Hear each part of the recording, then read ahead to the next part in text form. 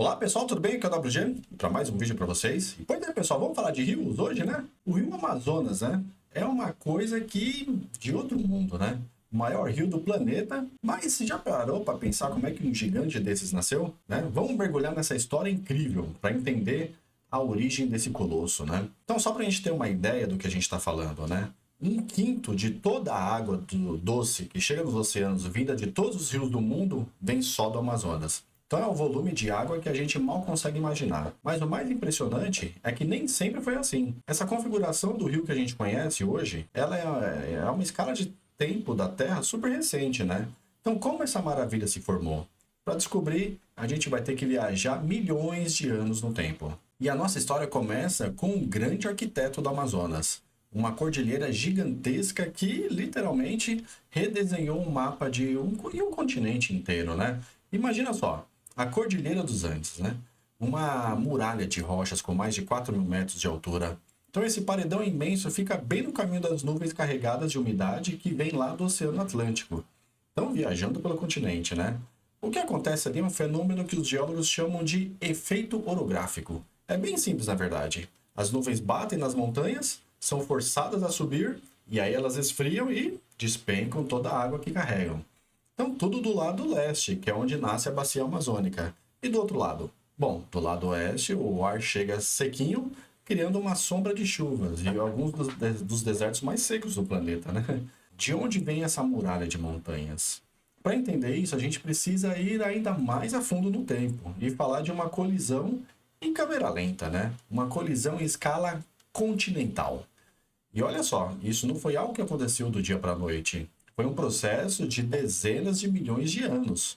Então, 50 milhões de anos atrás, os Andes eram só umas montanhas baixinhas.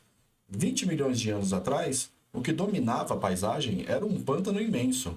E foi só há 10 milhões de anos que a grande virada começou de verdade. O processo que formou a cordilheira é fascinante. A gente tem a placa de Nazca lá no Pacífico, né? Empurrando e mergulhando debaixo da placa sul-americana.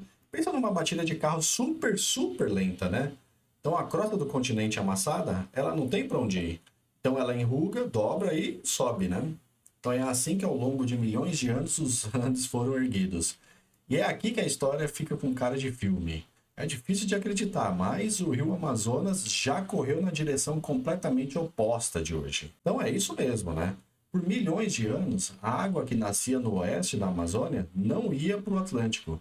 Ela corria para cima, para o norte, e desaguava lá no Mar do Caribe, né? Passando por onde hoje ficam a Colômbia e a Venezuela. Antes de existir o rio como a gente conhece, grande parte da Amazônia era um sistema gigantesco de pântanos e lagos, conhecido como megalago, né? Então era um ecossistema do tamanho de um continente que dominou a região durante um tempo enorme. E aí vem o ponto-chave da história. Conforme os Andes foram crescendo mais e mais, eles funcionaram como uma represa gigante. Então, essa barragem natural fechou a passagem antiga, né, que ia para o norte, e ao mesmo tempo começou a jogar toneladas de rochas e sedimentos dentro da bacia. Então, a bacia foi enchendo, né, e aí a água subindo, até que chegou no limite. Então, a água não tinha mais para onde ir. Então, ela achou um novo caminho, né, rasgando o continente na direção oposta. E aí aconteceu um dos eventos mais espetaculares da geologia. O sistema inteiro do rio inverteu o seu curso e começou a correr para o leste, em direção ao Atlântico, né? Beleza, então como é que a gente sabe disso tudo, né? Parece um roteiro de filme, né? Então a resposta estão nas pistas que essa história toda deixou gravar na própria paisagem, né? É um verdadeiro trabalho de detetive. A prova definitiva, a arma do crime, né, veio lá da Foz do Rio.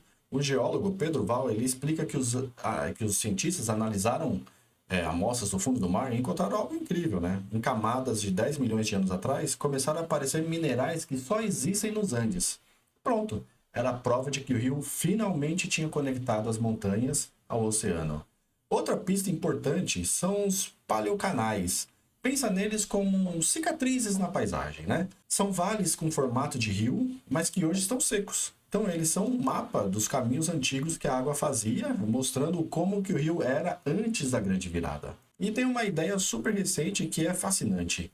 Alguns pesquisadores acreditam que as cachoeiras dos afluentes do Amazonas estão, na verdade, se movendo lentamente rio acima, ela seria um eco daquela grande inversão, um degrau que se formou lá atrás e que vem recuando, né, por milhões de anos.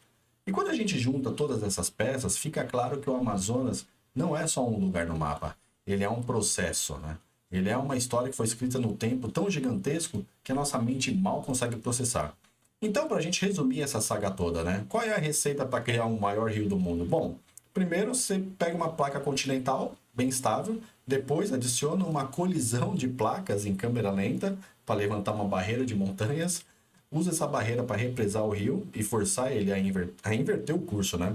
E aí é só deixar a água fluir por 10 milhões de anos para esculpir a paisagem. Pronto, você tem o rio Amazonas. A natureza levou 10 milhões de anos para esculpir essa obra-prima. A pergunta que fica no ar é: quanto tempo nós temos para garantir o futuro dela? Nos vemos no próximo vídeo. Um abraço a todos e tchau, tchau!